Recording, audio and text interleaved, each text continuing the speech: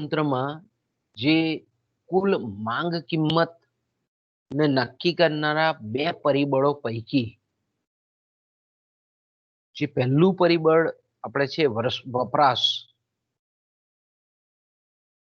તો આપણે જાણીએ છીએ તે પ્રમાણે કે કેન્સે અર્થતંત્રમાં આવક અને રોજગારીનું નિર્ધારણ કરવામાં વપરાશ અને વપરાશ પર આધારિત આપણે એમ કહીએ કે જે વિધેય છે, વપરાશ વિધેય કે જેને આપણે ઉપભોગ વિધેય કહીએ છીએ, ઉપભોગ વૃત્તિ કહીએ છીએ, અને ઉપભોગ વૃત્તિને અસર કરનારા જે પરિબળો છે, મેં ગઈકાલે પણ આપણે વાત કરેલી તે પ્રમાણે કે આત્મલક્ષી પરિબળો અને બાહ્યલક્ષી અથવા તો પરલક્ષી પરિબળો. તો આપણે જાણીએ છીએ તે પ્રમાણે કે અર્થતંત્રમાં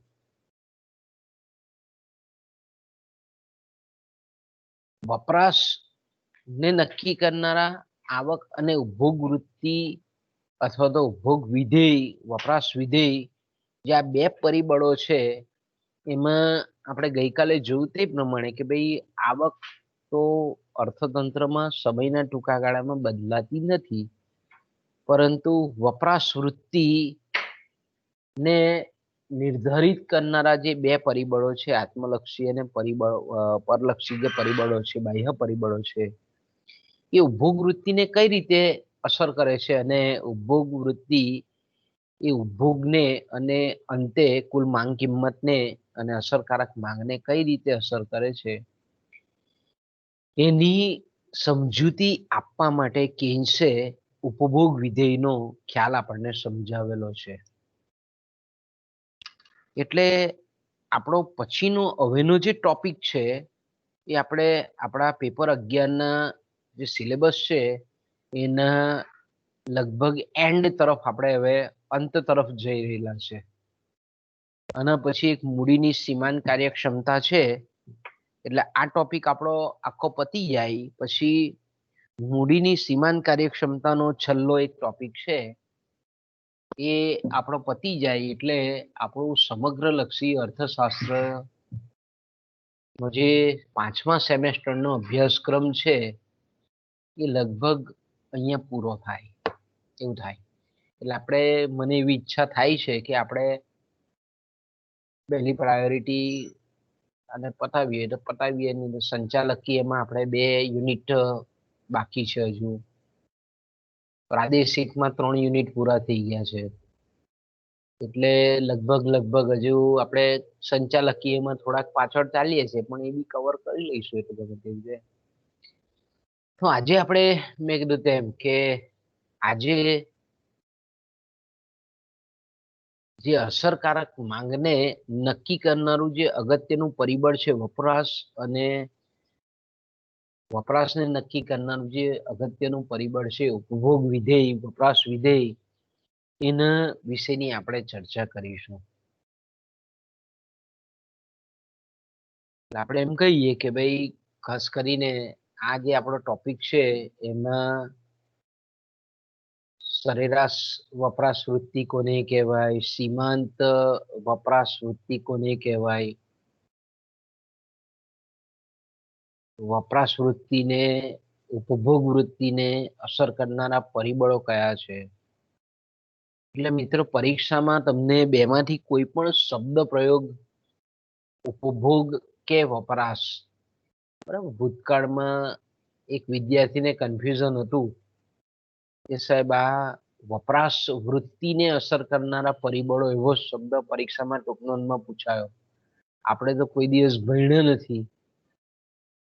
તો અહીંયા તમારા મગજમાં એક ક્લિયર કટ તમે વપરાશ કહો કે ઉપભોગ કહો, આ બંનેનો મતલબ એક જ થાય છે, બરાબર છે. એટલે પેપર સેટર પરીક્ષામાં બેમાંથી કોઈ પણ એક શબ્દ પ્રયોગ કરે તો આપણે હેઝિટેટ થવાનું નહીં. આપણી ચોપડીમાં ઉપભોગ શબ્દ જે રૂટીનમાં બધા વાપરીએ છીએ એમાં ઉપભોગ શબ્દનો વધારે ઉપયોગ છે. ઓકે, હવે આપણે જાણીએ છીએ તે પ્રમાણે કેન્સનો જે આપણો મેં કીધું તેમ કે ભાઈ રોજગારીનો જે સિદ્ધાંત છે, રોજગારીનું પ્રમાણ એ મુખ્યત્વે અસરકારક માંગ પર આધારિત છે અને અસરકારક માંગ એ મેં કીધું તેમ કે વપરાશી ખર્ચ અને મૂડીરોકાણ ખર્ચ પર આધારિત છે. એટલે આપણે એમ કહી શકીએ કે લોકો જે છે અર્થતંત્રના, એ લોકો જો વપરાશ અને વપરાશી ખર્ચમાં જો પરિવર્તન કરે તો આપણે એમ ચોક્કસ રીતે કહી શકીએ કે અર્થતંત્રની કુલ રાષ્ટ્રીય આવક અને રોજગારીના કુલ પ્રમાણ પર એની ચોક્કસ પ્રકારની અસર થાય ને થાય.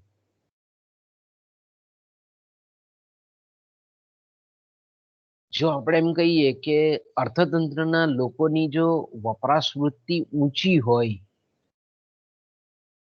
તો તેવા સંજોગોમાં આપણે એમ ચોક્કસ રીતે કહી શકીએ કે રોજગારીનું પ્રમાણ એ ઊંચું નક્કી થાય, રોજગારી માટે એક સારું સાનુકૂળ વાતાવરણ સર્જાય.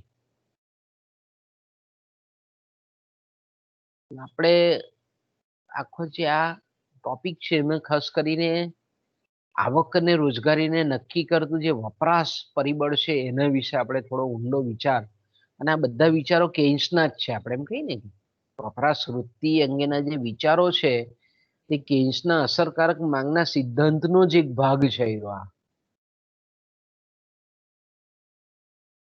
એટલે આપણે એમ કહી શકીએ કે આપણો જે આ મુદ્દો છે એમાં ખાસ કરીને અમુક ચોક્કસ સમયગાળા દરમિયાન કોઈ પણ અર્થતંત્રમાં લોકોનો જે કુલ વપરાશી ખર્ચ છે અને તેમાં એના જે વલણો છે અને એની અસર વપરાશી ખર્ચની અસર આવક અને રોજગારી પર કેવી થાય છે, આ પરિબળોની આપણે ઊંડાણપૂર્વક ચર્ચા કરીશું. સામાન્ય રીતે જ્યારે આપણે વપરાશી ખર્ચની વાત કરીએ છીએ ત્યારે કોઈક એક વ્યક્તિગત ખર્ચ પણ આવતું હોય, કોઈ પેઢીનો ખર્ચ પણ આવતો હોય, સરકારનો પણ વપરાશી ખર્ચ આવતો હોય. વ્યક્તિ તરીકે આપણે જાણીએ છીએ તે પ્રમાણે કે કુટુંબના સભ્ય તરીકે અથવા તો કુટુંબ તરીકે કુટુંબ પણ એક વપરાશનું એકમ હોઈ શકે. વ્યક્તિ પણ ખરો, પેઢી પણ ખરી, સરકાર પોતે પણ ખરી, કોઈ પણ સ્તરની સરકાર હોય. તો સામાન્ય રીતે આપણે એમ કહીએ કે આપણે ઘણી બધી વસ્તુઓનો વપરાશ કરતા હોઈએ છીએ. ખાસ કરીને આપણે એમ કહીએ કે જે વ્યક્તિગત વપરાશ છે, જ્યારે આપણે સમગ્રલક્ષી સિદ્ધાંતોની ચર્ચા કરતા હોઈએ ત્યારે વ્યક્તિગત વપરાશ એ એકમલક્ષી અથવા તો સૂક્ષ્મલક્ષી આર્થિક વિશ્લેષણનું એકમ બની જાય. એટલે આપણે એમ કહીએ કે વપરાશી ખર્ચ વ્યક્તિગત ધોરણ કરતા આપણે એમ કહીએ કે સમગ્ર અર્થતંત્રના સંદર્ભમાં જો એનો આપણે અભ્યાસ કરીએ તો એ વધારે મહત્વનું અથવા અગત્યનું પુરવાર થાય. એટલે આપણે એમ કહીએ કે વ્યક્તિગત વપરાશનો આપણે જ્યારે કુલ કરીએ, સરવાળો કરીએ તો આપણે અર્થતંત્રનું કુલ વપરાશી ખર્ચ મળી જાય.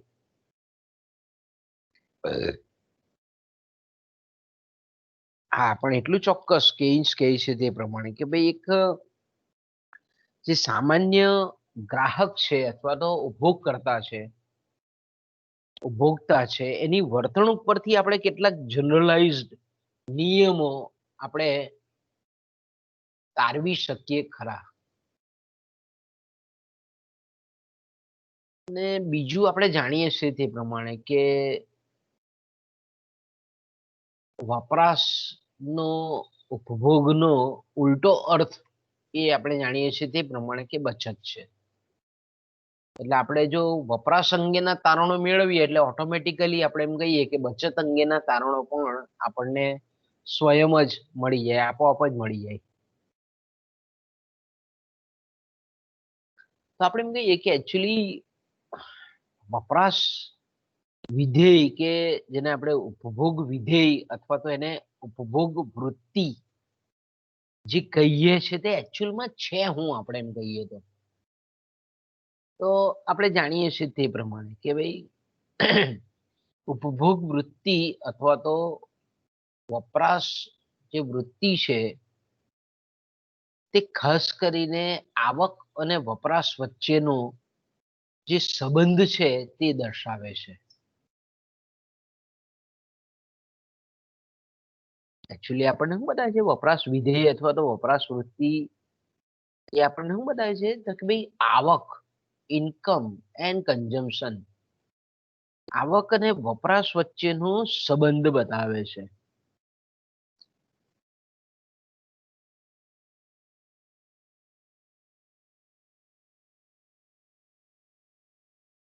એટલે આપણે એમ કહી શકીએ કે હવે પાછો વપરાશ અને વપરાશ વૃત્તિ એટલે કે ઉપભોગ અને ઉપભોગ વૃત્તિ એ બંને પાછી અલગ બાબત છે. મેં આગળ પણ તમને કીધું તે પ્રમાણે કે વપરાશ વિધેયને આપણે ઉપભોગ વિધેય પણ કહી શકીએ. વપરાશ વિધેયને આપણે વપરાશ વૃત્તિ તરીકે પણ ઓળખી શકીએ. વપરાશ વિધેયને આપણે ઉપભોગ વૃત્તિ તરીકે પણ ઓળખી શકીએ છીએ. હા, પણ આપણે કહીએ કે વપરાશ અને વપરાશ વૃત્તિ, વપરાશ વિધેય, વપરાશ અને વપરાશ વિધેય, વપરાશ વૃત્તિ, ઉપભોગ વૃત્તિ, આ બંને વચ્ચે તફાવત છે. કઈ રીતનો તફાવત છે અને આપણે ફંક્શનલ સંજ્ઞાત્મક રીતે જો એકદમ સરળ શબ્દોમાં લખવું હોય તો વિધેયાત્મક સ્વરૂપમાં પણ આપણે લખી શકીએ કે ભાઈ સી બરાબર ફંક્શન ઓફ વાય,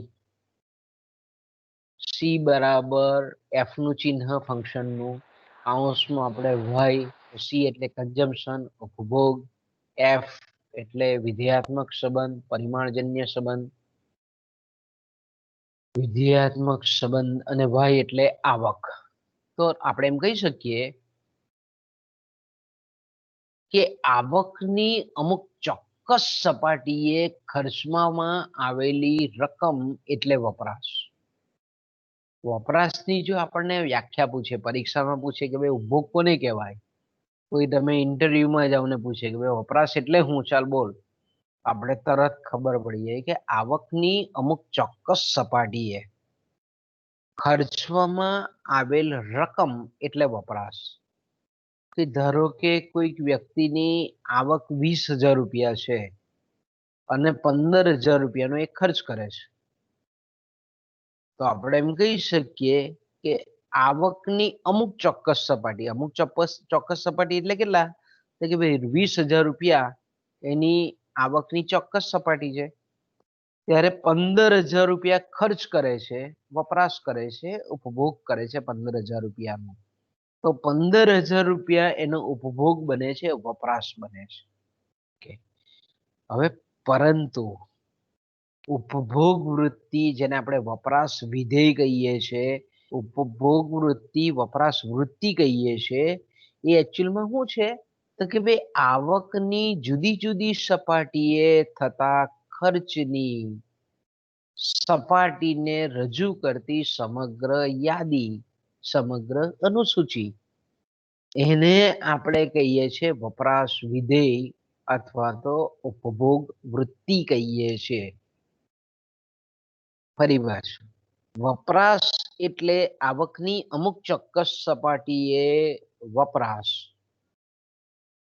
પણ વપરાશ વૃત્તિ એટલે આવકની વિવિધ સપાટીએ થતા ખર્ચની સપાટીઓને રજૂ કરતી સમગ્ર યાદી એટલે વપરાશ વૃત્તિ, વપરાશ વિધેય, ઉપભોગ વૃત્તિ, ઉપભોગ વિધેય.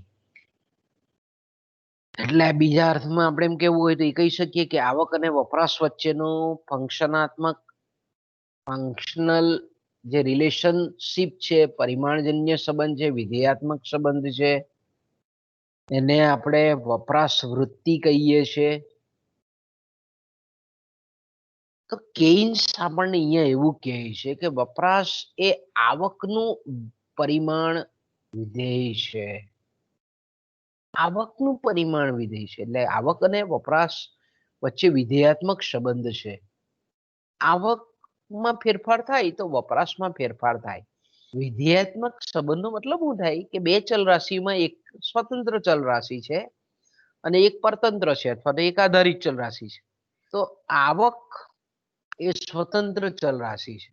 તો કે ભાઈ આવકમાં ફેરફાર થાય તો એનું રિઝલ્ટન્ટ કયું છે, એનું પરિણામ કયું છે, પરિમાણ કયું છે, એનું રિઝલ્ટ પરિમાણ એટલે કે વપરાશ છે.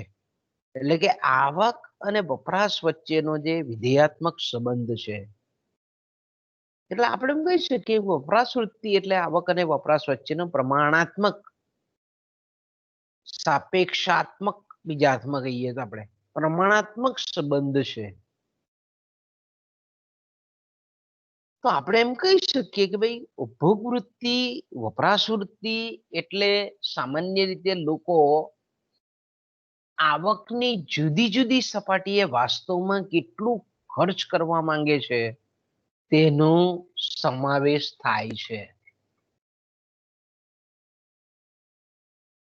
વપરાશ વૃત્તિ આપણે એમ કહીએ કે આવકની અલગ અલગ જે સપાટી છે વિવિધ સપાટીએ છે કે ભાઈ કોઈ વ્યક્તિની આવક 20,000 પરથી વધીને 30,000 રૂપિયા થઈ, 30,000 પરથી 40,000 થઈ, તો એની ખર્ચમાં કેટલો ફેરફાર થયો કે ભાઈ આવકના અલગ અલગ સ્તરે અલગ અલગ પ્રમાણે વાસ્તવમાં કેટલો ખર્ચ કરે છે એ સંબંધ પ્રમાણાત્મક સંબંધ વિધેયાત્મક સંબંધ ફંક્શનલ રિલેશનશિપ દર્શાવતું જે વિધેય છે તેને કેઇન્સ ઉપભોગ વિધેય કહે છે, વપરાશ વિધેય કહે છે.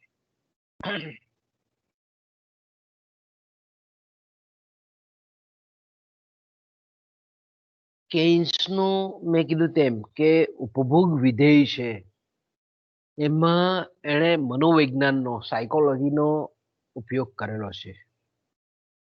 તો આપણે જાણીએ છીએ તે પ્રમાણે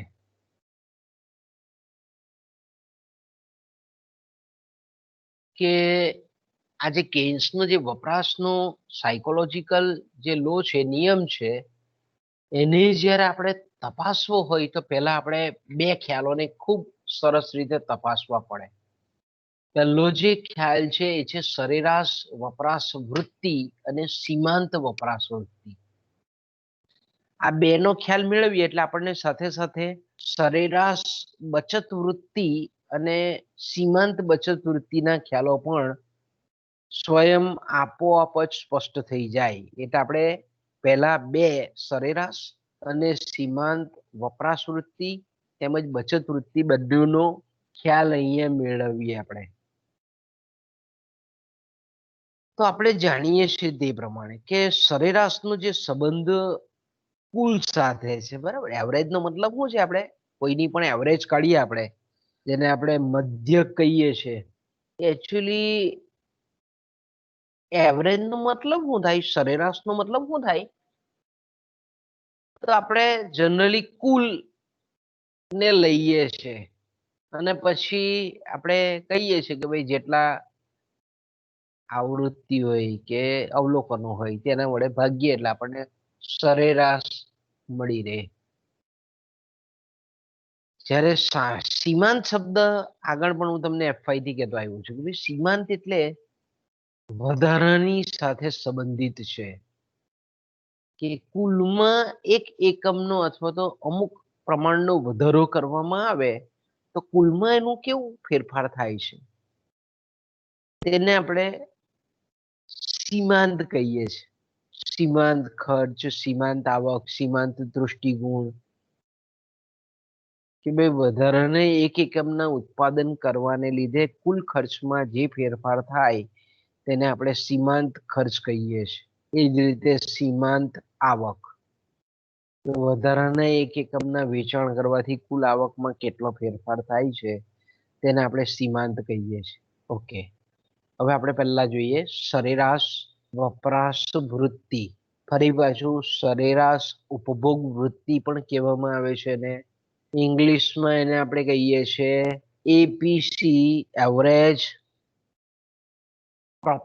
કેપેસિટી ટુ કન્ઝ્યુમ એનું ફૂલ ફોર્મ એપીસી નું, એટલે ઘણી વખત તમે બુકમાં એપીસી લખેલું હોય તો આપણે ખાસ કરીને એ જાણી જવાનું.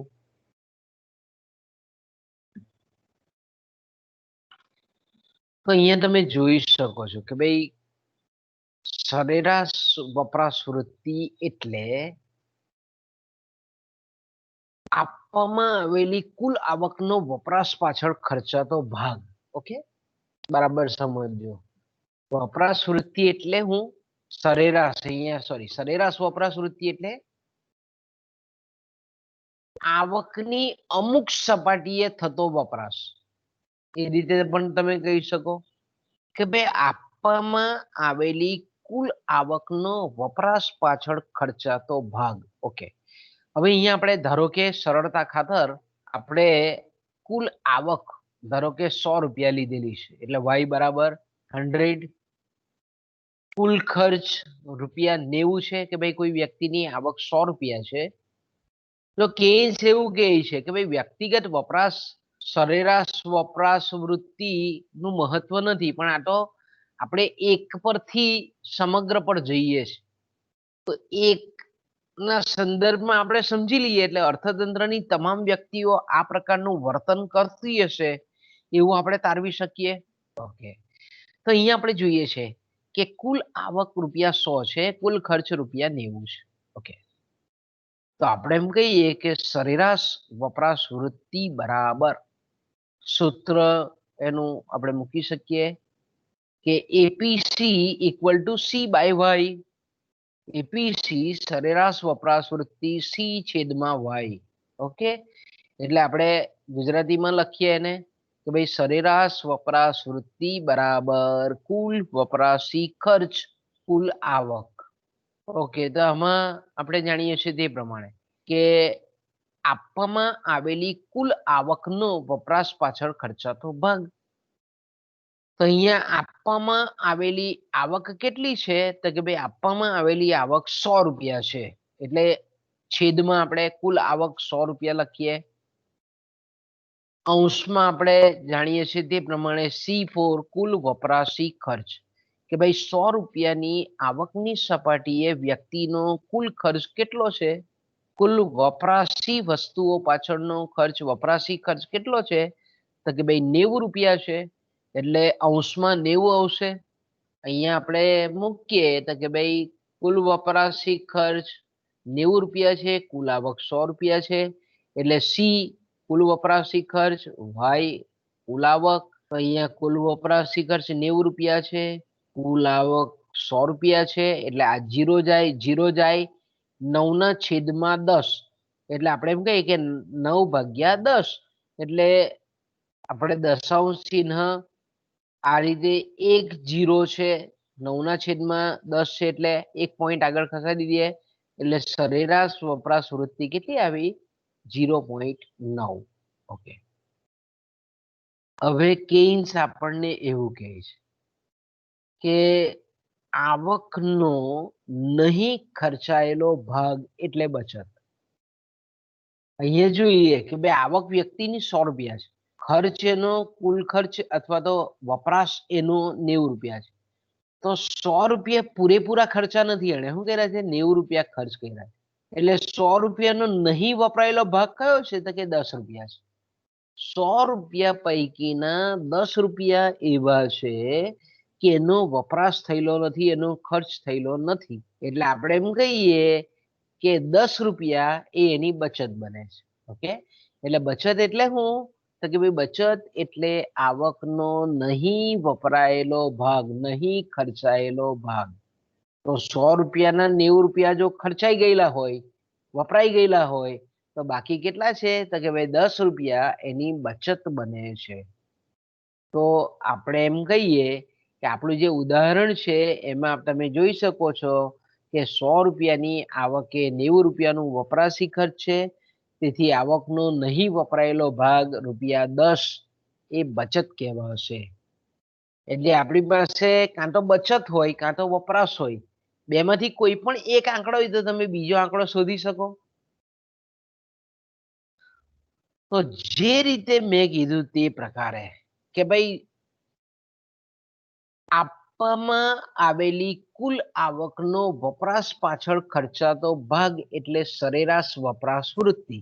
તો અહીંયા આપણે પાછી એ જ રીતે બચત વૃત્તિની વ્યાખ્યા પણ બાંધી શકીએ કે આપવામાં આવેલી કુલ આવકનો બચત પાછળ રહેતો ભાગ.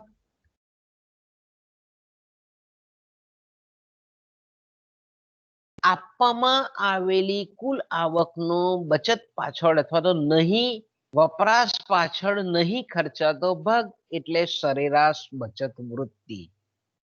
સરેરાશ બચત વૃત્તિ એટલે હું સેમ સરેરાશ વપરાશ વૃત્તિથી ઉલટી બાબત કે આવકની વિવિધ સપાટીએ બચતનું જે પ્રમાણ છે તે દર્શાવતો જે ખ્યાલ છે તેને આપણે કહીએ છીએ સરેરાશ બચત વૃત્તિ. હા સોરી, અહીંયા આપણે એક વસ્તુ બહુ ક્લિયર કટ કરવાની છે.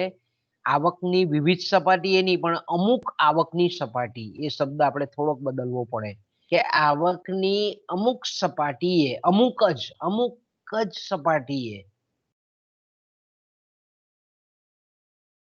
નહીં વપરાયેલો ભાગ, આવકનો નહીં વપરાયેલો ભાગ એટલે બચત. એટલે આવક અને બચત વચ્ચેનો જે વિધેયાત્મક સંબંધ છે એને આપણે સરેરાશ બચત વૃત્તિ કહીએ છીએ. બચત વૃત્તિ કહીએ છીએ. સરેરાશ બચત વૃત્તિ ઇંગ્લિશમાં આપણે કહીએ છીએ એવરેજ પ્રોપેન્સિટી ટુ કન્ઝ્યુમ સેવ. બચાવીએ સેવિંગ્સ. એવરેજ પ્રોપેન્સિટી ટુ સેવિંગ્સ અથવા સેવ. એટલે એનું સૂત્ર પણ આપણે મૂકી શકીએ કે ભાઈ સરેરાશ બચત વૃત્તિ બરાબર કુલ બચત છેદમાં કુલ આવક. આપણે એમ કહી શકીએ કે કુલ આવક આપણી 100 યથાવત છે.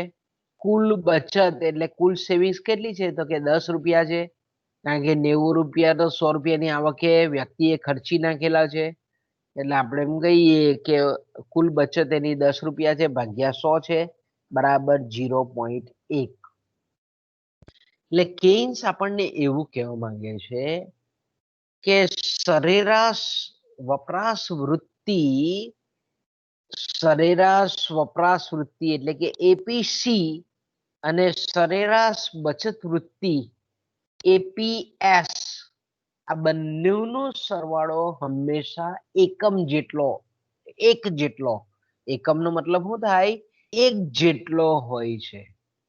આના પરથી સરસ મજાનું રિલેશન એમણે પાડ્યું કે સરેરાશ વપરાશ વૃત્તિ અને સરેરાશ બચત વૃત્તિનો સરવાળો હંમેશા એક જેટલો થાય છે. અહીંયા આપણે જાણીએ છીએ તે પ્રમાણે કે આપણે જે ઉદાહરણ લીધું કે ભાઈ 100 રૂપિયા વ્યક્તિની આવક છે એમાંથી 90 રૂપિયાનો એ વપરાશ કરી નાખે છે, 90 રૂપિયાનો એ ખર્ચ કરી નાખે છે. એટલે આપણી સરેરાશ બચત વૃત્તિ એનું મૂલ્ય 0.1 એટલે કે 10 રૂપિયા આવે છે. તો હવે આપણે જાણીએ છીએ તે પ્રમાણે મેં કીધું તે પ્રમાણે કે સરેરાશ વપરાશ વૃત્તિ અને સરેરાશ બચત વૃત્તિનું મૂલ્ય એ હંમેશા એક જેટલું હોય છે, એકમ જેટલું હોય છે. એટલે આ રીતે આપણે એના સમીકરણના સ્વરૂપમાં આ રીતે શાબ્દિક રીતે પણ લખી શકીએ, આ રીતે સાંકેતિક ભાષામાં પણ લખી શકીએ કે સરેરાશ વપરાશ વૃત્તિ વત્તા સરેરાશ બચત વૃત્તિ ઇઝ ઇક્વલ ટુ 1. ઓકે, અહીંયા આપણે જાણીએ છીએ તે પ્રમાણે કે આગળ સૂત્ર જોઈ ગયા આપણે કે એપીસી એટલે સરેરાશ વપરાશ વૃત્તિ એટલે આ સી છેદમાં વાય બરાબર. એટલે એને આ સૂત્રમાં આપણે જ્યાં જ્યાં એપીસી છે ત્યાં સી વાય મૂકીએ. પછી આપણે એમ કહીએ કે એપીએસ છે એટલે કે સરેરાશ વપરાશ વૃત્તિ સરેરાશ બચત વૃત્તિ છે ત્યાં એસ છેદમાં વાય બરાબર 1 છે. હવે તમે અહીંયા જોઈ શકો છો કે સી ના છેદમાં વાય વત્તા એસ ના છેદમાં વાય એટલે આપણે એનો સરવાળો કરીએ બંને અપૂર્ણાંક સંખ્યાઓનો તો સી વત્તા એસ છેદમાં વાય. કારણ કે વાય ને આપણે નીચે લસા લઈએ તો આપણે એમ કહીએ કે સી વત્તા એસ બરાબર વાય. હવે આપણે જાણીએ છીએ તે પ્રમાણે કે સી વત્તા એસ બરાબર વાય આપણે મેળવું બરાબર. આપણે આ y ને બરાબર ચિહ્નની આ બાજુ લઈ જઈએ એટલે c વત્તા s બરાબર y થાય. હવે આપણે એમ કહીએ કે c પ્લસ s બરાબર y હોય તો હવે c s ની જગ્યાએ અહીંયા સૂત્રમાં y મૂકી શકીએ આપણે? તો y મૂકી દઈએ તો કે y છેદમાં y એટલે આવે છે 1. એટલે આપણે મૂલ્ય કેટલું આવે? c છેદમાં y વત્તા s છેદમાં y બરાબર એનું મૂલ્ય હંમેશા 1 જેટલું આવે. એટલે સરેરાશ વપરાશ વૃત્તિ અને સરેરાશ બચત વૃત્તિનો સરવાળો એ હંમેશા 1 આવે છે. એટલે આપણે એમ કહી છે ને કે આ સમીકરણ મળ્યું એટલે આપણને જો વ્યક્તિની પરીક્ષામાં કોઈક પેપર સેટર એવું હોય તો તમને 2 માર્કનો પ્રશ્ન પૂછે કે ભાઈ કોઈક વ્યક્તિની સરેરાશ બચત વૃત્તિ આટલી છે તો સરેરાશ વપરાશ વૃત્તિનું મૂલ્ય શોધો. તો આ સૂત્રમાં રાખીને તમે મૂકી અને શોધી શકો. ઓકે, કારણ કે આપણે જાણીએ છીએ તે પ્રમાણે કે સરેરાશ વપરાશ વૃત્તિ બરાબર આપણે આ એકને એક જ બાજુ રહેવા દઈએ, આ બાજુ રહેવા દઈએ, પછી અહીંયા જે પ્લસ એપીએસ છે બરાબર ચિહ્નની આ બાજુ જાય એટલે અહીંયા પ્લસ એપીએસ છે તે ઓછા થઈ જાય એટલે 1 ઓછા એપીએસ એટલે સરેરાશ વપરાશ વૃત્તિ બરાબર.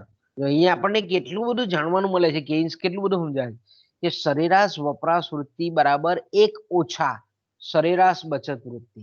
હવે આ એટલા માટે કામ લાગે આપણને કે તમારે પ્રાદેશિકમાં પણ આપણે એક ભણવાનું બાકી છે ગુણક, અને આપણે આ પેપરમાં સમગ્ર લક્ષીમાં પણ 6ઠ્ઠા સેમમાં ગુણકનો ખ્યાલ આપણે ભણવાનો છે, કેન્સ જ આપણો ખ્યાલ છે. એમાં આ ખ્યાલો બહુ કામ લાગે છે. આ જે સૂત્રો તમારે ખાસ એ યાદ રાખવાના છે કે ભાઈ સીમાંત વપરાશ વૃત્તિ બરાબર સરેરાશ વપરાશ વૃત્તિ બરાબર 1 ઓછા સરેરાશ બચત વૃત્તિ. ઓકે, આનું ઉલટું બી આપણે બોલી શકીએ કે સરેરાશ બચત વૃત્તિ બરાબર 1 ઓછા એપીસી. તમે આ એપીએસ ને આ બાજુ લાવો તો એપીએસ માઇનસ થઈ જાય, એપીસી ને આ બાજુ લાવો તો એપીસી માઇનસ થઈ જાય.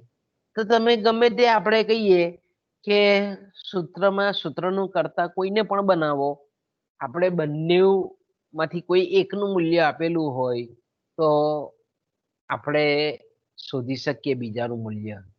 તો અહીંયા તમે જોઈ શકો છો કે ભાઈ આ જે મેથેમેટિકલી જે પ્રૂવ કર્યું એના પરથી આપણે એમ કહી શકીએ કે સરેરાશ બચત વૃત્તિ અને સરેરાશ વપરાશ વૃત્તિ હંમેશા 1 અથવા તો 1 કરતા ઓછી હોય, વધુમાં વધુ 1 હોય, અથવા તો ઓછામાં આપણે એમ કહીએ કે એનું મૂલ્ય હંમેશા 1 કરતા ઓછું હોય. આગળ જઈએ. હવે આપણે સીમાંત, મેં કીધું તેમ માર્જિનલ પ્રોપેન્સિટી ટુ કન્ઝ્યુમ. તો સીમાંત વપરાશ વૃત્તિ એટલે આપણને ખબર છે કે આગળ બી જોઈ ગયા કે ભાઈ સીમાંત શબ્દ આવે એટલે ખાસ કરીને એનો સંબંધ માર્જિનલ અથવા તો આપણે એમ કહીએ ને કે વધારા, અંતિમ જે વધારો કે ઘટાડો છે, વધારા ઘટાડાની સાથે એ નિસ્બત ધરાવે છે. એટલે આપણે જાણીએ છીએ તે પ્રમાણે કે ભાઈ સીમાંત વપરાશ વૃત્તિ એટલે વધારાની આવકમાંથી ખર્ચવામાં આવતી વધારાની રકમ. જો અહીંયા શું કહે છે આપણને, સીમાંત વપરાશ વૃત્તિ એટલે આવકમાં ફેરફાર થવાને લીધે જે વપરાશમાં, ઉપભોગમાં, ખર્ચમાં જે ફેરફાર થાય, આવક કદાચ આપણે ઘટે તો વપરાશમાં જે ઘટાડો થાય તે, આવકમાં વધારો થાય તો વપરાશમાં જે વધારો થાય તે. એટલે કે સીમાંત વપરાશ વૃત્તિ એટલે વધારાની આવકમાંથી ખર્ચવામાં આવતી વધારાની રકમ. એનાથી ઉલટું પણ આપણે વિચારી શકીએ કે ઓછી થયેલી આવકમાંથી ખર્ચવામાં જે ઘટાડો કરેલો હોય, ખર્ચમાં જે ઘટાડો કરેલો હોય એની રકમ. આપણે આવક એકલું એક જ એંગલથી વિચારાય નહીં કે ભાઈ સીમાંત ને તો ઘટાડો હોય તો બી ઘટાડાના સંદર્ભમાં બી વિચારવાનું હોય. ઓકે, તો અહીંયા આપણે એમ કહી શકીએ કે ટૂંકમાં આપણે એમ કહીએ કે સીમાંત ઉપભોગ વૃત્તિ એટલે વધારાની આવકમાંથી ખર્ચવામાં આવતી વધારાની રકમ. આ બે વચ્ચેનો જે ગુણોત્તર સંબંધ છે, પ્રમાણાત્મક સંબંધ છે, તેને આપણે કહીએ છીએ એમપીસી, માર્જિનલ પ્રોપેન્સિટી ટુ કન્ઝ્યુમ. સીમાંત વપરાશ વૃત્તિ, સીમાંત ઉપભોગ વૃત્તિ. ઓકે, હવે દાખલા તરીકે એક ઉદાહરણ લઈએ એટલે તમારા મગજમાં એકદમ ચાકા જેવું ક્લિયર કટ થઈ જાય કે ભાઈ કોઈ વ્યક્તિની આવક, આપણે ઉદાહરણ આગળ જોયેલું જ છે કે ભાઈ 100 રૂપિયા હતી,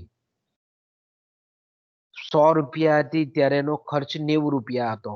ઓકે, હવે એની આવક જે છે તે વધીને ડબલ થઈ ગઈ, બમણી થઈ ગઈ, કે 100 રૂપિયા પરથી વધીને 200 રૂપિયા થઈ, અને તેનો જે ખર્ચ છે એ 90 રૂપિયા પર હતો, તેની જગ્યાએ વધીને 170 રૂપિયા થયો. તો હવે આપણે જોઈએ છે કે ભાઈ વ્યક્તિની આવકમાં થતો ફેરફાર કેટલો છે, તો કે ભાઈ રૂપિયા 100 છે, જ્યારે વ્યક્તિના ખર્ચમાં થતો ફેરફાર કેટલો છે, તો કે ભાઈ 90 પહેલા 90 હતો, પછી વધીને 170 થયો. એટલે ખર્ચમાં થતો ફેરફાર કેટલો છે, તો કે ભાઈ નેટ 80 રૂપિયા છે. ચોખ્ખો આપણે એમ કહીએ કે વધારો રૂપિયા 80 છે. તો કે આવક બમણી થઈ, બરાબર, આવકને ડબલ કરી, પણ આપણે એમ કહીએ કે ખર્ચ ડબલ કરતા ઓછો થયેલો છે. 90 દુ 180 થાય તો આપણે એમ કહીએ કે ખર્ચ ડબલ થયેલો છે, પણ અહીંયા ડબલ કરતા ઓછો છે, બમણા કરતા ઓછો છે. આવક બમણી થઈ છે પણ ખર્ચ બમણા કરતા થોડો ઓછો છે. તો અહીંયા આપણે જોઈ શકીએ છીએ કે વ્યક્તિની આવક રૂપિયામાં વધારો જે છે ડેલ્ટા વાય ની કિંમત રૂપિયા 100 છે. તો હવે ડેલ્ટા સી એટલે કે ખર્ચમાં થતો ફેરફાર 80 છે. તો અહીંયા એનું સૂત્ર મૂકી શકીએ આપણે કે ભાઈ સીમાંત વપરાશ વૃત્તિ બરાબર વપરાશી ખર્ચમાં થતો ફેરફાર, એટલે ડેલ્ટા સી છેદમાં ડેલ્ટા વાય. મેં કીધું તેમ કે જ્યારે પણ કોઈ પણ આ રીતનો આપણે વિધેયાત્મક સંબંધ જોતા હોઈએ ત્યારે મેં કીધું ખાસ જે સ્વતંત્ર ચલ રાશિ છે એ સ્વતંત્ર ચલ રાશિ મોટે ભાગે નીચે છેદમાં આવતી હોય, એટલે પરીક્ષામાં તમને કન્ફ્યુઝન નહીં થાય. એટલે આપણે જાણીએ છીએ તે પ્રમાણે કે સી બરાબર ફંક્શન ઓફ વાય છે, બરાબર. સી બરાબર ફંક્શન ઓફ વાય, એટલે મેં કીધું કે વપરાશ છે તે આવકનું વિધેય છે. તો અહીંયા આવક છે તેનો આધાર વપરાશ પર છે. આવકમાં ફેરફાર થાય તો વપરાશમાં ફેરફાર થાય. એટલે મેં કીધું ને કે આવક જે છે તે અહીંયા સ્વતંત્ર પરિબળ છે. એટલે સ્વતંત્ર પરિબળ કેવું છે, નીચે આવે, અને પરતંત્ર પરિબળ છે તે ઉપર આવે, અંશમાં આવે. એટલે આપણે એમ કહીએ ને કે આવકમાં થતો વધારો 100 પરથી વધીને 200 થઈ, આવકમાં થતો વધારો એને પરિણામ સ્વરૂપ વપરાશી ખર્ચમાં કોને લીધે વધારો થયો, તો કે આવકમાં થયેલો વધારો છે એને લીધે વપરાશી ખર્ચમાં વધારો થયો. એટલે આપણે એમ કહીએ કે પરતંત્ર પરિબળ ડિપેન્ડન્ટ, આપણે કહીએ કે ડિપેન્ડન્ટ વેરિયેબલ છે એ વપરાશી ખર્ચ છે. એટલે આપણે એને અંશમાં લખીએ છીએ. એટલે આપણે અહીંયા સાદુરૂપ આપીએ તો કે ભાઈ ડેલ્ટા સી, ડેલ્ટાનો મતલબ અહીંયા આપણે ફેરફાર બતાવે છે, ગણિતની ભાષા છે. એટલે જ્યારે પણ આવા અર્થશાસ્ત્રમાં ડેલ્ટા આ રીતે ગણિત ત્રિકોણ જેવું ચિહ્ન બતાવેલું હોય તો તેનું તમારે ઇન્ટરપ્રિટેશન એવું કરવાનું છે કે ફેરફાર સૂચવે છે. અહીંયા સી છે એટલે વપરાશમાં થતો ફેરફાર બતાવે છે, અહીંયા વાય છે એટલે આવકમાં થતો ફેરફાર બતાવે છે. તો અહીંયા આપણે જોઈ શકીએ છીએ ડેલ્ટા સી છેદમાં ડેલ્ટા વાય, તો કે વપરાશમાં કેટલો ફેરફાર થયો, તો કે વપરાશમાં થતો ફેરફાર 80 રૂપિયાનો છે. પહેલા 90 રૂપિયા ખર્ચ હતો, હવે વધીને ખર્ચ 170 રૂપિયા થાય છે. એટલે ખર્ચમાં થતો ફેરફાર 80 રૂપિયાનો છે. એટલે વપરાશી ખર્ચમાં થતો વધારો એ 80 રૂપિયા છે. એટલે આપણે અંશમાં 80 લખીએ છીએ અને છેદમાં વાય, આવકમાં થતો ફેરફાર 100 ના 200 થયા, એટલે આવકમાં થતો ફેરફાર કેટલો છે, રૂપિયા 100 નો છે. એટલે ડેલ્ટા વાય બરાબર 100. એટલે 80/100. તો આપણે કહીએ કે સીમાંત વપરાશ વૃત્તિ નું મૂલ્ય આપણને 0.8 મળે છે. જો સરેરાશ વપરાશ વૃત્તિનું મૂલ્ય આપણને 0.9 મળતું હતું, કે આવકની અમુક ચોક્કસ સપાટીએ થતો ખર્ચ એનું મૂલ્ય આપણને કેટલું મળતું હતું? 0.9. પણ આવકમાં ફેરફાર થયો, પરિણામ સ્વરૂપ વપરાશમાં થતો જે ફેરફાર છે તેનું મૂલ્ય આપણને 0.8 મળેલું જોવા મળે છે. તો અહીંયાથી તમે વિચારી શકો છો કે આવકમાં થતો ફેરફાર સેમ છે, પણ વપરાશમાં પહેલા કરતા થોડો ઘટાડો થયો. આના પરથી સિમ્પલ ઇન્ટરપ્રિટેશન આપણે એવું કરવાનું છે. તો આપણે જોયું તે પ્રમાણે કે આગળ બી જોઈ ગયા તે પ્રમાણે કે ઉપરનું જે આપણું ઉદાહરણ છે તેને ચાલુ રાખીએ કે ભાઈ ખાસ કરીને આવકનો જે વધારો 100 રૂપિયાનો છે ત્યારે ખર્ચમાં, કારણ કે 100 માંથી 200 આવક થઈ, એટલે આવકમાં થતો ફેરફાર 100 રૂપિયાનો છે, પણ ખર્ચમાં અથવા તો વપરાશમાં થતો વધારો કેટલો છે? 90 થી 180 થાય, સોરી 170 થાય. એટલે આપણે એમ કહી શકીએ કે ખર્ચનો વધારો ₹80 છે. તો હવે આપણે એમ કહીએ કે આવકમાં 100 રૂપિયા પ્રમાણે વધારો થયો અને ખર્ચમાં 80 રૂપિયા પ્રમાણે વધારો થયો, એટલે બચતમાં કેટલો ફેરફાર થયો? તો કે ડેલ્ટા એસ એટલે 20 રૂપિયાનો ફેરફાર થયો. તો આપણે એમ કહી શકીએ કે આના પરથી જ સીમાંત વપરાશ વૃત્તિનું મૂલ્ય 0.8 છે. તો આપણે બીજું કશું વિચારવાનું નહીં. તમે જો કદાચ બહુ વધારે મગજ નહીં ચલાવવું હોય તો બી સીધું તમે ગણી શકો કે સીમાંત વપરાશ વૃત્તિ અને સીમાંત બચત વૃત્તિનું મૂલ્ય હંમેશા એકમ જેટલું, એટલે કે 1 જેટલું હોય. એટલે કે જો વ્યક્તિ 100 ની વધારાની આવક થતી હોય તો 80 રૂપિયા ખર્ચતો હોય, તો એનો મતલબ એવો થાય કે 100 ની વધારાની આવકે પહેલા એ 10 બચાવતો હતો, હવે 20 રૂપિયા બચાવે છે, એમ આપણે કહી શકીએ. તો બચતમાં થતો ફેરફાર એ ₹20 નો છે.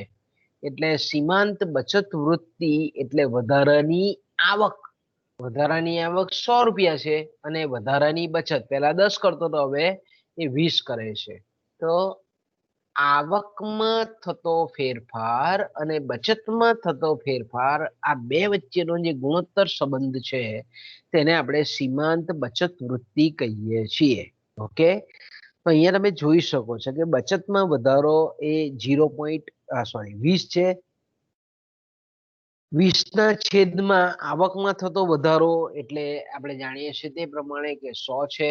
તો અહીંયા તમે જોઈ શકો છો કે 20 ના છેદમાં 100 એટલે સીમાંત બચત વૃત્તિનું મૂલ્ય આપણને મળે છે 0.2. તો સીમાંત બચત વૃત્તિનું મૂલ્ય આપણને 0.2 મળ્યું અને સીમાંત વપરાશ વૃત્તિનું મૂલ્ય આપણને 0.8 મળ્યું. એટલે 0.8 વત્તા 0.2 બરાબર 1. તો અહીંયા આપણે તમે આ સૂત્રમાં જોઈ શકો છો. મેં જે રીતે આપણે સરેરાશ વપરાશ વૃત્તિ અને સરેરાશ બચત વૃત્તિનું જે વિધેય જોયું આપણે, એવું જ સીમાંત વપરાશ વૃત્તિ અને સીમાંત બચત વૃત્તિના સંદર્ભમાં પણ એવું છે કે ભાઈ સીમાંત વપરાશ વૃત્તિ અને સીમાંત બચત વૃત્તિનો સરવાળો હંમેશા એકમ જેટલો, 1 જેટલો હોય છે. એટલે એમપીસી વત્તા એમપીએસ ઇઝ ઇક્વલ ટુ 1. હવે આપણે અહીંયા જોઈએ છે કે સીમાંત વપરાશ વૃત્તિ એટલે ડેલ્ટા સી છેદમાં ડેલ્ટા વાય વત્તા વત્તાનું ચિહ્ન સીમાંત બચત વૃત્તિ બરાબર ડેલ્ટા એસ છેદમાં ડેલ્ટા વાય. આ બંને આપણે સેમ છે. નીચે ભાગાકારમાં અંશમાં તો આપણે એલસીએમ લઈએ તો એલસીએમ ડેલ્ટા વાય નીકળે એટલે ડેલ્ટા વાય અને ડેલ્ટા સી વત્તા ડેલ્ટા એસ અને આખાની નીચે આપણે એમ કહીએ કે ડેલ્ટા વાય એ આપણો લઘુત્તમ સાધારણ અવયવ છે. તો અહીંયા તમે જોઈ શકો છો કે ડેલ્ટા સી વત્તા ડેલ્ટા એસ બરાબર ડેલ્ટા વાય. આ વાયને આપણે આ બાજુ લઈએ, ભાગાકારમાં છે, એને ગુણાકારમાં લઈ જઈએ બરાબરને ચિહ્નની, તો આપણને શું મળે? ડેલ્ટા સી વત્તા ડેલ્ટા એસ બરાબર ડેલ્ટા વાય. ઓકે, તો એનો મતલબ આપણે એવો કરી શકાય કે વપરાશમાં થતો ફેરફાર બચતમાં થતો ફેરફાર નું મૂલ્ય હવે આવકમાં થતા ફેરફારની બરાબર થાય છે. આનો મતલબ શું થાય? તો કે વપરાશમાં થતો ફેરફાર બચતમાં થતો ફેરફાર એના બરાબર આવકમાં થતા ફેરફાર જેટલો થાય છે. એટલે આવકમાં જે દરે ફેરફાર થાય છે એ દરે વપરાશમાં પણ ફેરફાર થાય છે અને બચતમાં પણ ફેરફાર થતો હોય છે. તો હવે આ સૂત્રમાં આપણે જ્યાં જ્યાં ડેલ્ટા સી ડેલ્ટા એસ છે, delta C plus delta S છે, ત્યાં આપણે ડેલ્ટા વાય મૂકી શકીએ. તો અહીંયા તમે જોઈ શકો છો કે આ સૂત્રની અંદર આ મૂલ્ય બરાબર ડેલ્ટા વાય મૂકીએ તો કે ડેલ્ટા વાય છેદમાં ડેલ્ટા આઈ બંને ઉડી જાય એટલે આપણો જવાબ કેટલો આવે? 1 આવે. તો સેમ આપણે શોધી શકીએ કે આ જો આપણી પાસે સૂત્ર હોય કે એમપીસી વત્તા એમપીએસ બરાબર 1, તો તમે બેમાંથી એકનું વેલ્યુ આપેલી હોય તો તમે બીજાની વેલ્યુ શોધી શકો. આગળ ચર્ચા કરી ગયા તે જ પ્રમાણેનું છે. મતલબમાં ત્યાં સરેરાશ શબ્દ આવતો હતો, અહીંયા સીમાંત આવે છે. વપરાશ વૃત્તિ અને બચત વૃત્તિ એ સેમ છે. તો આપણે બેમાંથી એક આપેલી હોય તો જો સીમાંત બચત વૃત્તિ આપેલી હોય તો સીમાંત વપરાશ વૃત્તિ શોધી શકીએ. એકમાંથી બાદ કરીએ એટલે આપણને સીમાંત વપરાશ વૃત્તિનું મૂલ્ય મળી જાય. તો આપણે અહીંયા તમે જોઈ શકો છો કે બેમાંથી કોઈ પણ એક આપેલું હોય તો બીજું મૂલ્ય આપણે શોધી શકીએ છીએ. ઓકે, એ જ રીતે અહીંયા સૂત્રનો કરતા જો સીમાંત બચત વૃત્તિને બનાવીએ તો 1 ઓછા સીમાંત વપરાશ વૃત્તિ આ રીતે પણ લખી શકીએ. હવે આપણે જાણીએ છીએ તે પ્રમાણે કે સીમાંત સીમાંત બચત વૃત્તિ બરાબર ડેલ્ટા સી છેદમાં delta Y equal to 1 minus delta C છેદમાં ડેલ્ટા વાય. આ રીતે પણ તમે લખી શકો. હવે આપણે જાણીએ છીએ તે પ્રમાણે કે ભાઈ મેથેમેટિકલી રીતે જો આપણે એમ કહીએ કે સીમાંત બચત વૃત્તિ અને સીમાંત વપરાશ વૃત્તિ નું મૂલ્ય હંમેશા 1 કરતા ઓછું હોય છે. વધારેમાં વધારે 1 હોઈ શકે, મોટે ભાગે 1 કરતા ઓછું હોઈ શકે.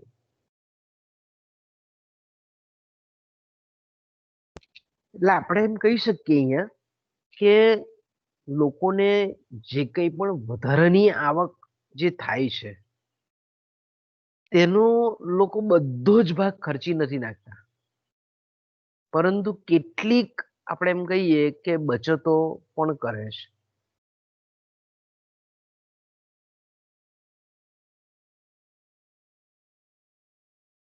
એટલે આપણે એમ કહીએ કે આવકનો બધો જ ભાગ એ વાપરી નથી નાખતા, અમુક ભાગ બચાવે છે.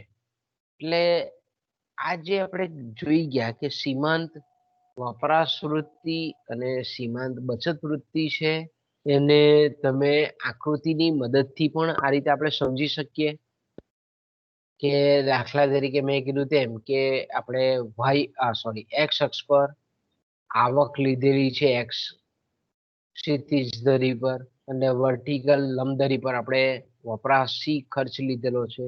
અહીંયા તમે જોવો છો કે ભાઈ આવક 100 રૂપિયા છે ત્યારે એનો વપરાશ એ 90 રૂપિયા છે ખર્ચ. આવક વધીને 200 થાય છે, એનો ખર્ચ 170. તો કે આવકની આ પહેલી સપાટી, આવકની આ બીજી સપાટી. આવકની પહેલી સપાટીએ આપણે એમ કહીએ કે 90 રૂપિયા ખર્ચ થતો હતો. આવકની બીજી સપાટીએ ખર્ચ વધીને 90 ની જગ્યાએ 170 થાય. આવક હજુ પણ આપણે કહીએ કે 300 રૂપિયા થાય છે તો આપણે એમ કહી શકીએ કે એનો ખર્ચ, એનો વપરાશ વધીને 250 રૂપિયા થાય છે. તો આ રીતે આપણે એમ કહી શકીએ કે આવકની અલગ અલગ સપાટીએ વપરાશનું કેટલું પ્રમાણ છે એને એ બંને ને આપણે જો ગ્રાફ પેપર પર આપણે દોરીએ બંને સંયોજનોને કે ભાઈ 100 રૂપિયાની આવક હતી ત્યારે 90 રૂપિયાનો વપરાશ હતો, 200 ની આવક હતી ત્યારે 170 રૂપિયાનો વપરાશ હતો, તો 300 ની આવક થઈ તો 250 રૂપિયાની આવક વપરાશ હતો. આ બધા જે સંયોજનો છે એને જ્યારે આપણે ગ્રાફ પેપર પર દોરીએ તો આપણને સરેરાશ વપરાશ વૃત્તિની જે રેખા છે તે આપણને આ રીતની સુરેખા જોવા મળે.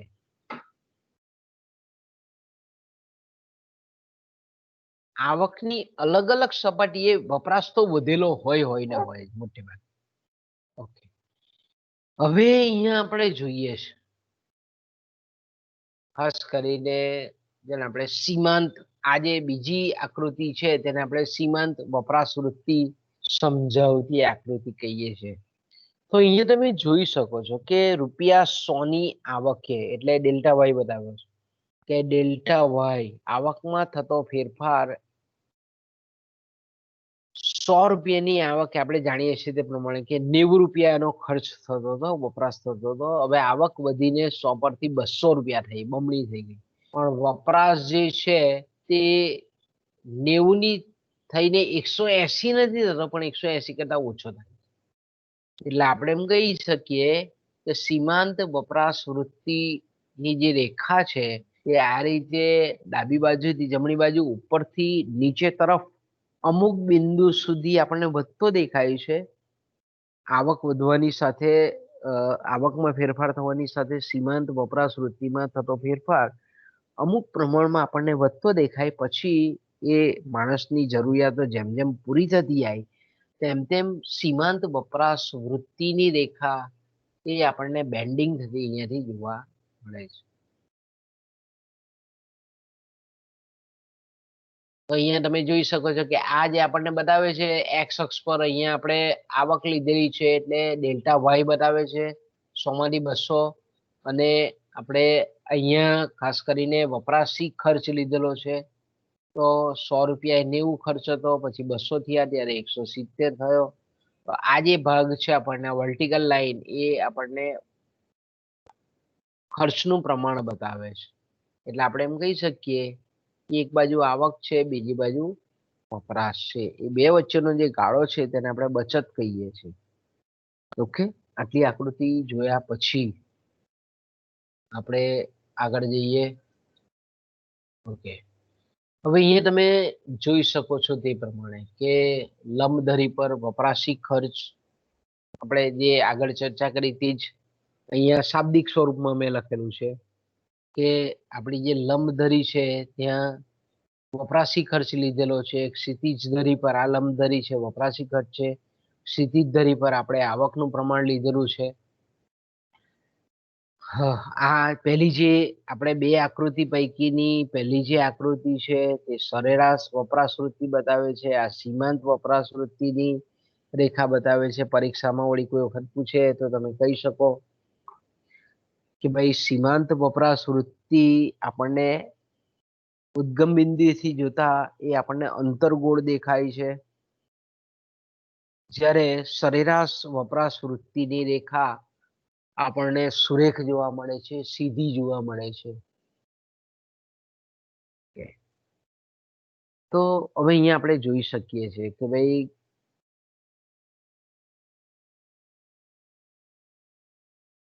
જે આકૃતિ ઉપરની રજૂ કરી આપણે ખાસ કરીને, અને એમાં આપણે જોયું તે પ્રમાણે કે આ આકૃતિમાં ખાસ કરીને આ જે રેખા છે એ આપણને વ્યક્તિની સરેરાશ ઉપભોગ વૃત્તિ દર્શાવતી રેખા છે, અને આ જે રેખા છે તે આપણને સીમાંત વપરાશ વૃત્તિ દર્શાવતી રેખા છે. ઓકે, આપણે જે સૂત્ર આગળ જોઈ ગયા એને જે સાંકેતિક સંજ્ઞાના સ્વરૂપમાં દર્શાવેલા છે એને આપણે જો ખાસ કરીને એ સૂત્રને જ્યારે આપણે સાંકેતિક સ્વરૂપ આપીએ છીએ અને આ રેખામાં જોઈએ તો આપણને આ રીતનું મળે કે ભાઈ આકૃતિ જે અ છે એમાં આપણે જોયું તે પ્રમાણે કે કુલ આવક OM છે એટલે ત્યાં આપણે 100 આપેલો છે, અને બીજું આપણે જાણીએ છીએ ત્યારે કુલ ખર્ચ છે તે NM છે. ઓકે, આકૃતિને આપણે આ બાજુ લઈ લઈએ એટલે થોડોક સમજવામાં સરળતા પડી જાય.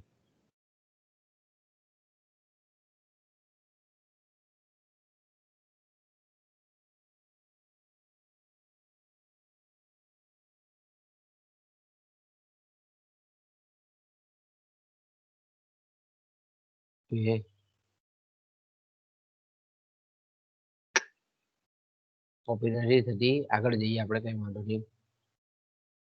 તો અહીંયા તમે જોઈ શકો છો કે આ જે છે તે આવકમાં થતો ફેરફાર એટલે ઓએમ અને અહીંયા વપરાશમાં થતો ફેરફાર એટલે એમએન. એટલે આપણે જોઈએ છે તે કે આવક એ સ્વતંત્ર ચલ રાશિ છે, એટલે એને આપણે નીચે બતાવીએ છીએ એટલે ઓએમ અને એના અંશમાં તો કે એમએન. એટલે આકૃતિમાં આપણે સમજાવવું હોય તો આ એનએમ છે તે આપણો વપરાશમાં થતો ફેરફાર, વપરાશનું પ્રમાણ બતાવે છે, અને ઓએમ છે તે આવકનું પ્રમાણ બતાવે છે, એટલું કહેવા માંગ્યું છે.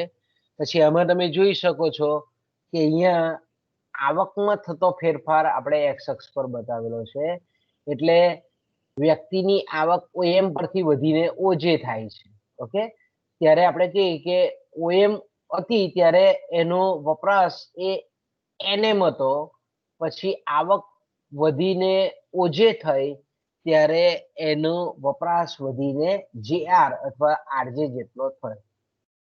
આ વસ્તુ આપણને આ રીતે શાબ્દિક રીતે આપણે બતાવેલું છે. ઇન શોર્ટ આપણે કહીએ કે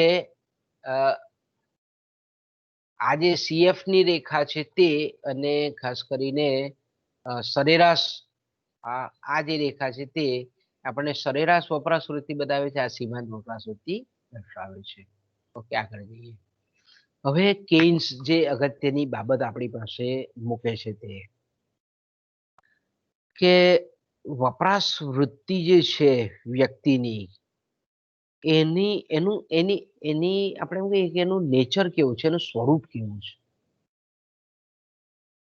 તો આપણે આગળ પણ જોયું તે પ્રમાણે કે મોટે ભાગે મહદઅંશે દરેક વ્યક્તિઓનો સાહજિક સ્વભાવ એવો હોય કે ભાઈ જે આવક કમાય એ પૂરેપૂરો એનો વપરાશ કે ખર્ચ કરી નાખતો નથી હોતો. અમુક રકમ એ વાપરે છે, અમુક એ બચાવે છે. તો એનો સીધો જ મતલબ આપણે એમ કહી શકીએ કે વપરાશ વૃત્તિ એ હંમેશા એકમથી ઓછી હોય, મોટે ભાગે. આપણે ચોક્કસ રીતે 100% કહી નહીં શકીએ કે ભાઈ વપરાશ વૃત્તિ એકમ કરતા ઓછી જ હોય, ઓછી હોઈ શકે, મહદઅંશે ઓછી હોય છે. પણ સામાન્ય રીતે આપણે એમ કહીએ કે વપરાશ વૃત્તિ કેટલી હોઈ શકે તેના 4 અલગ અલગ વિકલ્પો છે.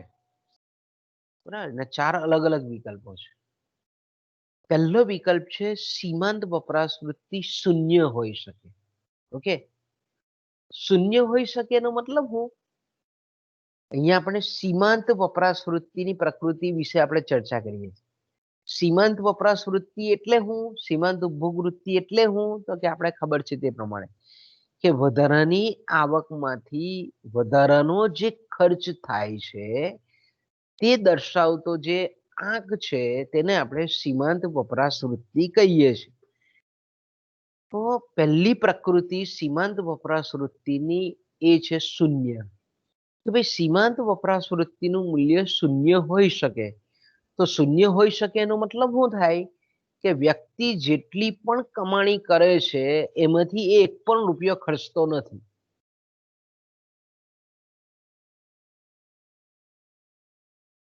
ઓકે, તો આપણે એનું મૂલ્ય એ રીતે કરી શકીએ કે વ્યક્તિની આવકમાં વધારો થાય પણ ખર્ચમાં સહેજ પણ વધારો થતો નથી. ખર્ચ યથાવત ને યથાવત જ છે. તો આપણે આગળનું ઉદાહરણ સમજીએ એટલે ખબર પડી જાય કે ભાઈ દાખલા તરીકે કોઈક વ્યક્તિની આવક 100 રૂપિયા છે, ત્યારે એનો વપરાશ ખર્ચ એનો 90 રૂપિયા છે.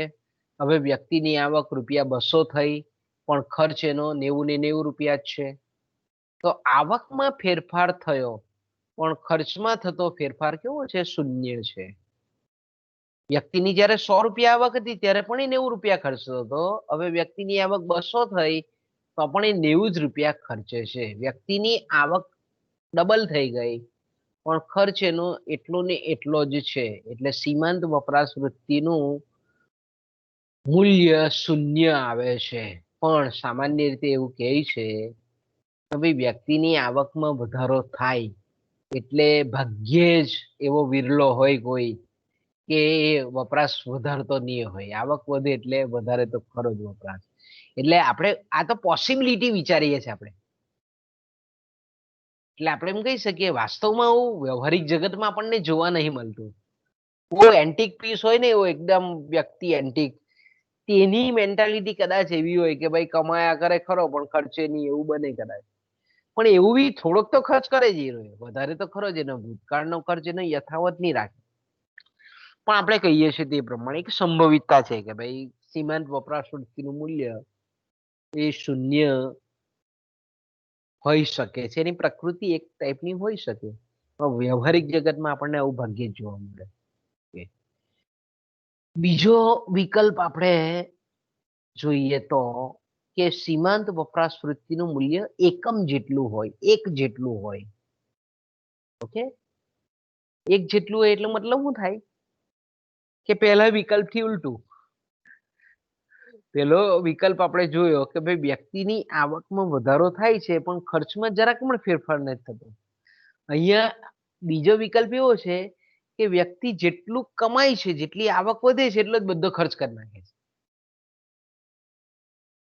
એટલે એનો મતલબ શું થયો કે વ્યક્તિની વધારાની બધી જ આવક એ વપરાશ પાછળ ખર્ચી નાખે છે. એટલે વ્યક્તિની જેમ આવક વધે તેમ વધારાની આવકમાંથી એ સહેજ બી બચાવતો નથી, એ બધું ખર્ચ જ કર્યા કરે છે. પણ આપણે જાણીએ છીએ તે પ્રમાણે કે આ એકદમ અતિ ગરીબ વ્યક્તિ હોય તેના સંજોગોમાં કદાચ તેના સંદર્ભમાં કદાચ આપણે એમ કહી શકીએ કે અમુક સમયગાળા સુધી આવું બની શકે કે ભાઈ જેટલી આવક આવે એ બધી ખર્ચી નાખે. પણ મોટે ભાગે આપણે જાણીએ છીએ તે પ્રમાણે કે ભાઈ જેમ વ્યક્તિની વધારાની જે આવક છે એ જે રીતે બધી જ બચાવતા નથી એ જ રીતે બધી જ ખર્ચી પણ નથી નાખતા. દરેક વ્યક્તિનો જે આપણે આ સાયકોલોજીકલ નિયમ છે, આ બધા કેવા છે કેન્સે મનોવિજ્ઞાનનો ઉપયોગ કરીને તારવેલા નિયમો છે બધા. ઘણા બધા વ્યક્તિઓનો અભ્યાસ કર્યો ને બધાની જે માનસિકતા છે એના પરથી તારવેલા નિયમો છે આ. તો કેન્સ આપણને અહીંયા એવું કહે છે કે ભાઈ વ્યક્તિ જે રીતે બધી જ વધારાની આવક છે એ બચાવતો નથી, એવી રીતે વ્યક્તિ બધી જ જેટલી વધારાની આવક છે ખર્ચતો પણ નથી. એટલે જ આપણે એમ કહીએ કે સીમાંત વપરાશ વૃત્તિનું મૂલ્ય શૂન્ય પણ ભાગ્યે જ હોય, એવી રીતે એક પણ ભાગ્યે જ હોય, એક કરતા ઓછું જ હોય, શૂન્યની વચ્ચે હોય. કેન શું કહેવા માંગે છે આના પરથી આપણને? એટલે સીમાંત વપરાશ વૃત્તિ ભાગ્યે જ એકમ જેટલી જોવા મળે છે. આવકની મેં કીધું ને કે ખૂબ ગરીબ વ્યક્તિ હોય એના સંજોગોમાં કદાચ આવું બને કે ભાઈ જેટલું કમાતો હોય તેટલું પૂરેપૂરું ખર્ચી નાખતો હોય, કારણ કે એની આવક અતિશય ઓછી હોય. આવક એની ડબલ કરી નાખવામાં આવે પણ એનો જરૂરિયાત જેટલી બધી વધારે હોય કે એને ખર્ચવી જ પડે, કોઈ બચાવવાનો સ્કોપ ના હોય. બરાબર કે 200 રૂપિયા રોજ વાળો હોય ને 4 જણા ઘરમાં ખાવા વાળા હોય તો શું થાય? 200 રૂપિયાનો રોજ હોય તો એ ખર્ચી જ નાખે ને, કારણ કે તેલ લાવવાનું હોય, મરચું લાવવાનું હોય, મીઠું લાવવાનું હોય, અનાજ પાણી લાવવાના હોય, બિલ ભરવાનું હોય. આપણે એમ કહીએ ને કે ભાઈ આવકની નીચી સપાટી આપણે એમ કહીએ કે જેટલી આવક આવે તે બધી ખર્ચમાં ચાલી જાય. તો તેવા સંજોગોમાં આપણે એમ કહી શકીએ કે સીમાંત વપરાશ વૃત્તિનું મૂલ્ય એક હોઈ શકે, સીમાંત ઉપભોગ વૃત્તિનું મૂલ્ય એક હોઈ શકે. પણ મોટે ભાગે આપણે એનું જનરલાઈઝ કરી નહીં શકીએ, કારણ કે આજે ઓછામાં ઓછું અથવા તો નીચી આવક વાળો વર્ગ પણ પોતાને મેં કીધું તેમ વિનિમયના હેતુ, સાવચેતીના હેતુ અને સટ્ટાકીય હેતુસર અમુક આવકનો ભાગ એ હાથ પર તો રવા દે છે આજે. એટલે આપણે એમ કહીએ કે સીમાંત વપરાશ વૃત્તિનું મૂલ્ય એકમ કરતા ઓછું, આપણે કહીએ કે એકમ કરતા ઓછું હોય છે મોટે ભાગે, એકમની બરાબર ભાગ્યે જ હોય છે. ઓકે, ત્રીજા વિકલ્પ મુજબ આપણે ત્રીજો વિકલ્પ જોઈએ તો ત્રીજો વિકલ્પ એવું કહે છે કે ભાઈ સીમાંત વપરાશ વૃત્તિ એ એક કરતા વધારે હોય. જો આવું બી હોય, આપણને એમ થાય ને કે આવું બી હોય કે દાખલા તરીકે આપણે એમ કહીએ કે કોઈક વ્યક્તિની મેં કીધું તેમ કે ભાઈ આવક 100 રૂપિયા હતી ત્યારે એનો ખર્ચ 90 રૂપિયા હતો. હવે એની આવક 200 રૂપિયા થઈ પણ એનો ખર્ચ વધીને 300 રૂપિયા થયો. થાય કે નહીં થાય આવું? કોણ જવાબ આપશે મને? સીમાંત વપરાશ વૃત્તિનું મૂલ્ય એકમ કરતા વધારે. આવક મેળવે છે એના કરતા ખર્ચ વધે છે. આપશે કોઈ જવાબ મને? આવું થાય?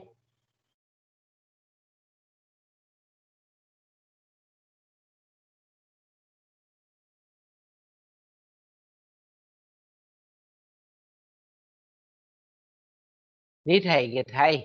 હા, જવાબ આપો ને ચાલો.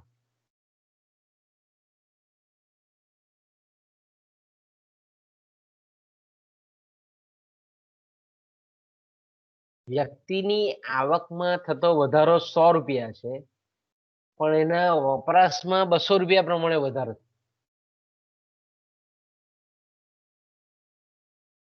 થાય કે નહીં થાય? થાય. બરાબર, કારણ કે આજે આપણે જોઈએ છે કે શાખ બેંકો આપણને ધિરાણ આપે છે, લોન આપે છે.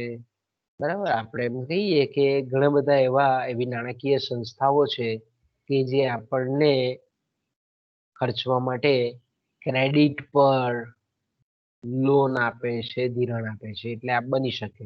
તો વ્યક્તિની આવકનું પ્રમાણ ઓછું હોય. ઘણા વ્યક્તિ આપણે જોઈએ ને કે 15,000 કમાતો હોય પણ 50,000 નો મોબાઈલ લઈને ફરતો હોય. એની આવક 15,000 રૂપિયા હોય દર મહિનાની પણ 50,000 કે લાખ રૂપિયાનું ઇન્સ્ટ્રુમેન્ટ મોબાઈલ નું હોય. તો કેવું હોય તો કે ભાઈ આવક તો ઓછી છે પણ એ લોન લે, ઈએમઆઈ લે કે ગમે તે રીતે ફાઇનાન્સ લઈ અને પછી એ આપણે એમ કહીએ કે ખર્ચ વધારતો હોય. તો કેઇન્સ અહીંયા એવું કહે છે કે સીમાંત વપરાશ વૃત્તિનું મૂલ્ય એ એકમથી વધારે હોય. અર્થાત એનો મતલબ એવો થાય કે વ્યક્તિ તેની વધારાની આવક કરતા પણ વધુ પ્રમાણમાં વપરાશી ખર્ચ કરે છે. તો આવું બે રીતે બની શકે. એક તો પહેલા તો આપણે એમ કહી શકીએ કે વ્યક્તિએ ભૂતકાળમાં જો બચત એકઠી કરેલી હોય તો એ ભૂતકાળની પાસ્ટની બચત હોય એની. અને બીજું આપણે મેં કીધું તેમ કે ભાઈ ધિરાણ મળવાની શક્યતા હોય.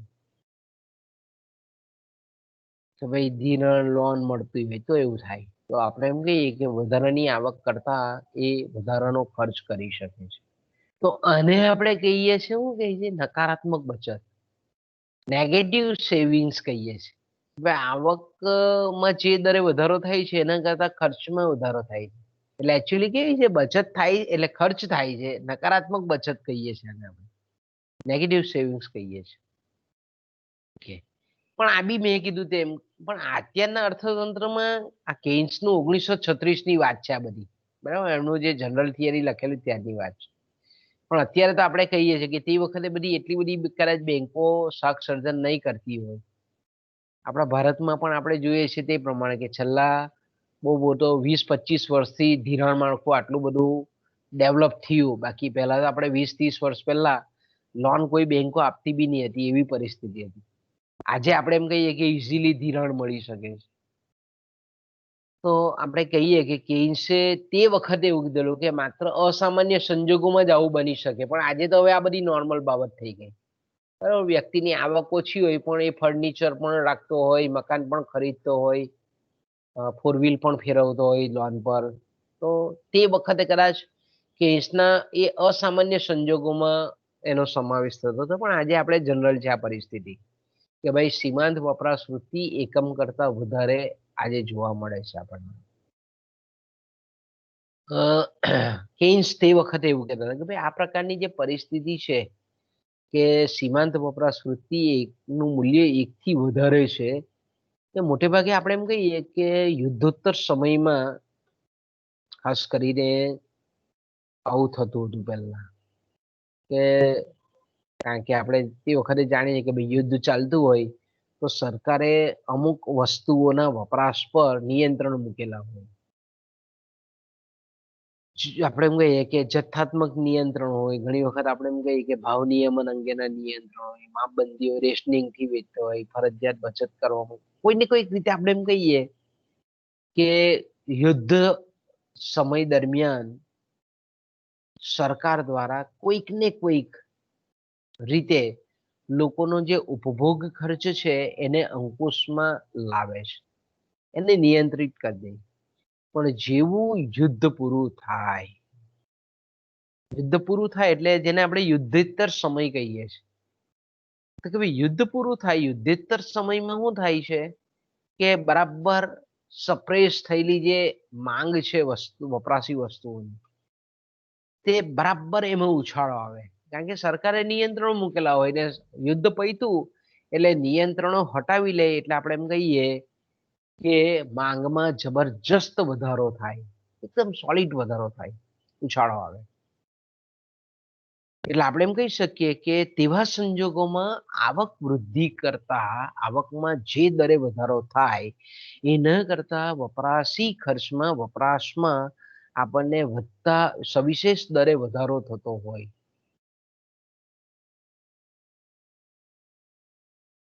તો ત્રીજું પ્રકૃતિનું તારણ આ છે. અને ચોથો જે જનરલ છે, મોટા ભાગે આવું હોય છે, તે ચોથો વિકલ્પ કે ભાઈ મોટે ભાગે લોકોની સીમાંત વપરાશ વૃત્તિ એકમથી ઓછી હોય છે, એક કરતા ઓછી હોય છે. આખા અર્થતંત્રના મારા તમારા બધાનું સર્વેક્ષણ કરીએ તો આપણે એમ કહી શકીએ કે બધા જ લોકોની માનસિકતા લગભગ આ ચોથા વિકલ્પ જેવી હોય કે લોકો જે છે તેમની જે બધી વધારાની જે આવક છે એનું તમામે તમામ આપણે એમ કહીએ કે ખર્ચ એ વપરાશી વસ્તુઓ પાછળ કરતો નથી, પરંતુ એમાંનું કેટલીક એ બચાવે છે.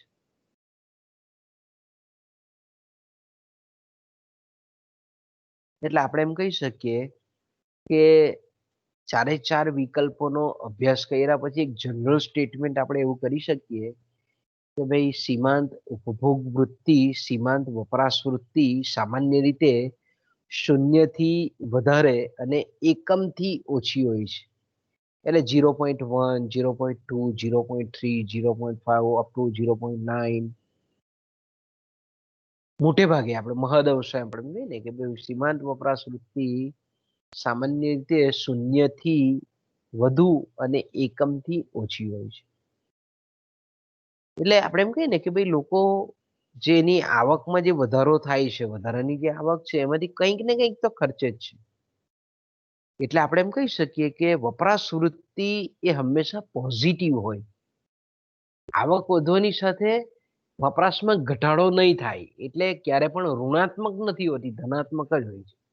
વપરાશ વૃત્તિ કેવી છે? હંમેશા પોઝિટિવ હોય, ધન હોય. લોકોની આવકમાં આપણે એમ કહીએ કે વધારો જેમ જેમ થાય તેમ તેમ વપરાશ વૃત્તિ વધે. પણ જે દરે આવક અહીંયા કેઈન્સ આપણને જે વધારે ભાર મૂકે તે અહીંયા છે. ખૂબ સરસ રીતે કેઈન્સ ભાર મૂકે છે. શું કહે છે કેઈન્સ? કે લોકોની આવકમાં જે દરે વધારો થાય તે દરે વપરાશ વૃત્તિમાં વધારો થતો નથી. એટલે એનો મતલબ શું કહે છે? લોકોની આવકમાં જેમ જેમ વધારો થાય તેમ તેમ વપરાશ વૃત્તિ વધે છે ખરી, પરંતુ તે ઘટતા દરે વધે છે. આવકનો જે દર છે એ પ્રમાણે વપરાશમાં વધારો થતો નથી.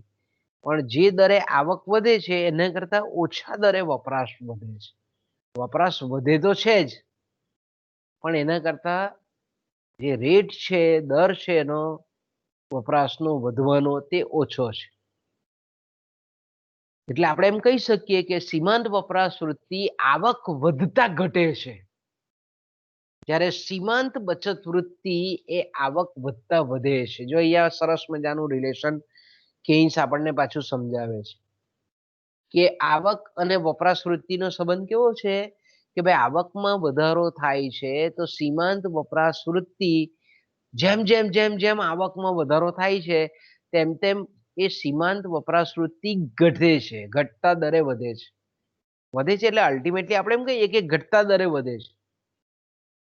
જ્યારે આવક જેમ જેમ જેમ જેમ વધે છે તેમ સીમાંત બચત વૃત્તિ વધતી જાય છે. કારણ કે આપણે જાણીએ છીએ તે પ્રમાણે કે જેમ આવકનું પ્રમાણ વધતું જાય તેમ તેમ આપણે સ્વાભાવિક છે કે માણસની જીવન જરૂરિયાતની વસ્તુઓ સંતોષાતી જાય. એટલે ધીરે ધીરે સ્વાભાવિક છે કે જેમ જેમ આવક વધ્યા કરે તેમ તેમ એની ઓછી ને ઓછી જરૂરિયાતો બાકી રહે. એટલે આપણે એમ કહીએ કે ખર્ચ ઓછો કરે એટલે આપણે એમ કહીએ કે ઓટોમેટિકલી બચતમાં વધારો થાય. એટલે આપણે એમ કહી શકીએ કે આવક વધવાની સાથે સીમાંત બચત વૃત્તિ જે છે તે વધે છે. ઓકે, એટલે અહીંયાથી એક સરસ મજાનું તારણ બીજું આપણે એ રીતે પણ કરી શકાય કે અલ્પવિકસિત જે રાષ્ટ્રો છે, બરાબર છે, અંડર ડેવલપમેન્ટ કન્ટ્રીઝ છે, તેના લોકોની માથાદીઠ આવક કેવી છે? ઓછી છે. એટલે ત્યાં આપણે એમ કહીએ કે સીમાંત વપરાશ વૃત્તિ ઊંચી છે. આપણે ઘણી વખત આવી તમે કોમ્પિટિટિવ એક્ઝામ આપો તેમાં આ ટાઈપના પ્રશ્નો પૂછે તમને કે અલ્પવિકસિત રાષ્ટ્રોમાં લોકોની માથાદીઠ આવક ઓછી છે તો સીમાંત વપરાશ વૃત્તિ ઊંચી કેમ છે? આપણને એક રીતનો પ્રશ્ન આ રીતે પૂછે. જ્યારે વિકસિત રાષ્ટ્રો છે ત્યાં લોકોની માથાદીઠ આવક વધારે છે પણ સીમાંત વપરાશ વૃત્તિ નીચી હોય છે. છે ને કોન્ટ્રાવર્શિયલ સ્ટેટમેન્ટ. આપણને તરત જ તમને પરીક્ષામાં સહેજ ટ્વિસ્ટ કરીને મૂક્યું એટલે ગૂંચવાયા તમે. તો જાણીએ છીએ તે પ્રમાણે કે અલ્પવિકસિત દેશોમાં લોકોની માથાદીઠ આવક ઓછી છે. એટલે માથાદીઠ આવક ઓછી છે એટલે ખર્ચવા પાત્ર વાપરી શકાય એવી આવકનું પ્રમાણ ઓછું છે. એની સામે આપણે એમ કહીએ કે એની ઘણી બધી જરૂરિયાતો છે. એટલે જેટલી પણ એની આવકમાં વધારો થાય, માથાદીઠ આવકમાં વધારો થાય, માર્જિનલ ચેન્જીસ, સીમાંત વધારો થાય, એની સામે એની જરૂરિયાતો ઘણી છે અલ્પવિકસિત દેશમાં લોકોની. તો તેવા સંજોગોમાં કારણ કે અલ્પવિકસિત દેશોમાં આપણે ગરીબીનું પ્રમાણ ઓછું છે, આવકનું પ્રમાણ ઓછું છે, એટલે આવક વધે એટલે એની જરૂરિયાતો એ આવક માથાદીઠ આવક, વધતી આવક એ તમામ એની જરૂરિયાતો પાછળ ખર્ચી નાખે. એટલે આપણે કહીએ કે સીમાંત વપરાશ વૃત્તિનું મૂલ્ય 1 અથવા તો 1 થી નજીક હોય, 0.9, 0.8 હોય. જ્યારે વિકસિત દેશોમાં માથાદીઠ આવક બહુ ઊંચી હોય એટલે એ લોકોની બધી મોટાભાગની જરૂરિયાતો સુખ સગવડની, જીવન જરૂરિયાતની, જીવન આવશ્યક વસ્તુઓની જરૂરિયાતો સંતોષાઈ ગયેલી હોય. એટલે આવક તો એક તો માથાદીઠ આવક તો વધારે હોય જ છે, એની સામે એની જરૂરિયાતો સંતોષાઈ ગયેલી હોય એટલે ત્યાં સીમાંત વપરાશ વૃત્તિ આપણને નીચી જોવા મળે છે. ટૂંકમાં આપણે એમ કહીએ કે જો આવકમાં વધારો થાય તો સામાન્ય રીતે આપણે એમ કહીએ કે સરેરાશ વપરાશ વૃત્તિ ઘટે છે. જો આવકમાં ઘટાડો થાય તો સામાન્ય રીતે સરેરાશ અને સીમાંત વપરાશ વૃત્તિ બંને વધે છે. જો આવક વૃદ્ધિની સાથે આપણે એમ કહીએ કે સરેરાશ વપરાશ વૃત્તિ જો સ્થિર રહે તો સીમાંત વપરાશ વૃત્તિ પણ સ્થિર જ રહેશે. બંનેનું મૂલ્ય આપણે એમ કહીએ કે એમપીસી અને એપીસી નું મૂલ્ય હંમેશા એક જેટલું આવે, એક જ સરખું આવે. તો મિત્રો અહીંયાથી આપણે હવે વિરામ લઈએ, સોમવારે જોઈશું. ઓકે, અહીંયાથી અટકીએ આપણે બાળકો. તકલીફ નથી ને કોઈ મિત્રો? સમજણ નહીં પડતી હોય તો પૂછજો ભાઈ, કોઈ પ્રોબ્લેમ્સ હોય તો પૂછજો.